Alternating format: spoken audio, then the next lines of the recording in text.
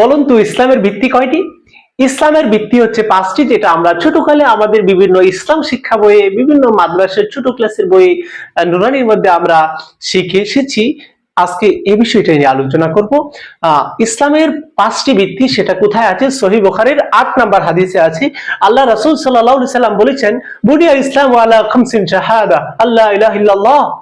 অর্থাৎ ইসলাম 5টি স্তম্ভের উপর প্রতিষ্ঠিত। প্রথমটা হলো শাহাদা আল্লাহ ইলাহা ইল্লাল্লাহ, লা ইলাহা ইল্লাল্লাহ ওয়া আন্না মুহাম্মাদার রাসূলুল্লাহ, এই সাক্ষ্য দেওয়া। তাহলে আমরা সবাই এই সাক্ষ্য দেই, লা ইলাহা ইল্লাল্লাহ ওয়া আন্না মুহাম্মাদার রাসূলুল্লাহ, এই সাক্ষ্য আমাদের অবশ্যই দিতে হবে। দ্বিতীয় নাম্বার ইসলামের স্তম্ভ হলো ইকামিস সালাহ, নামাজকে কায়েম করা। তৃতীয় নাম্বার ইসলামের গুরুত্বপূর্ণ স্তম্ভ যেটা ইতাই যাকাত, যাকাত প্রদান করা। চতুর্থ নাম্বার হচ্ছে আল হজ ওয়াল হাজ্জি, অর্থাৎ হজ সম্পন্ন করা। যদি সামর্থ্যবান হয় তাহলে জীবনে একবার তার জন্য হজ করা, সেটা তার একটা ইসলামের একটা গুরুত্বপূর্ণ স্তম্ভ।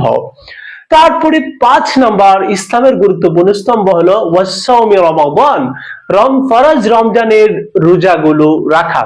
তাহলে ইসলামের এই 5টি স্তম্ভ, এই 5টাকে আমাদের অবশ্যই অবশ্যই আঁকড়ে ধরতে হবে।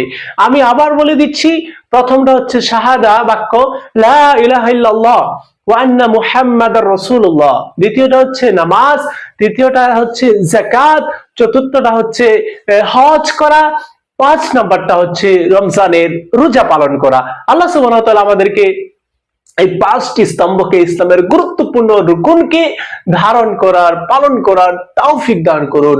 আমিন।